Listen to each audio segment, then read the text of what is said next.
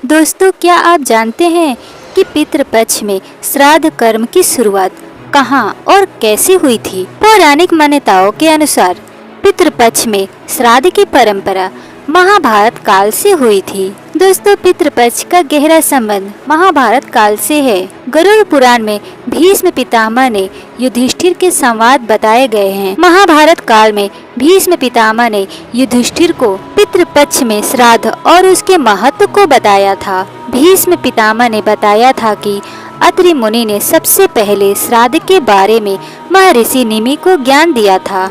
दरअसल अपने पुत्र की आकस्मिक मृत्यु से दुखी होकर निमि ऋषि ने अपने पूर्वजों का आवाहन करना शुरू कर दिया था। इसके बाद पूर्वज उनके सामने प्रकट हुए और कहा, निमि, आपका पुत्र पहले ही पितृदेवों के बीच स्थान ले चुका है, क्योंकि आपने अपने दिवंगत पुत्र की आत्मा को खिलाने और पूजा करने का कार्य किया है। यह वैसा ही है जैसे आपने पितृ यज्ञ किया था।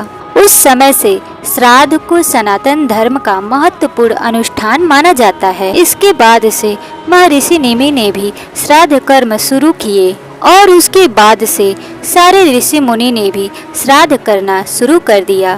कुछ मान्यताएं यह भी बताती हैं कि युधिष्ठिर ने कौरव और पांडवों की ओर से युद्ध में मारे गए सैनिकों के अंतिम संस्कार के बाद उनका श्राद्ध किया था। जब सभी ऋषि मुनि देवताओं और पितरों को भोजन कर श्राद्ध में इतना अधिक भोजन कराने लगे तो उन्हें अजीर्ण हो गया और वे सभी ब्रह्मा जी के पास पहुँचे। इसके बाद ब्रह्मा जी ने कहा कि इसमें अग्निदेव आपकी मदद कर पाएंगे। इसके बाद अग्निदेव ने भी कहा कि श्राद्ध में मैं भी आप लोगों के साथ मिलकर भोजन करूंगा। इससे आपकी समस्या का समाधान हो जाएगा। इसीलिए हमेशा पितरों को भोजन कराने के लिए श्राद्ध का भोजन कंडे और अग्नि को चढ़ाया जाता है और इस तरह से महाभारत काल से शुरू हुई थी श्राद्ध करने की खास परंपरा।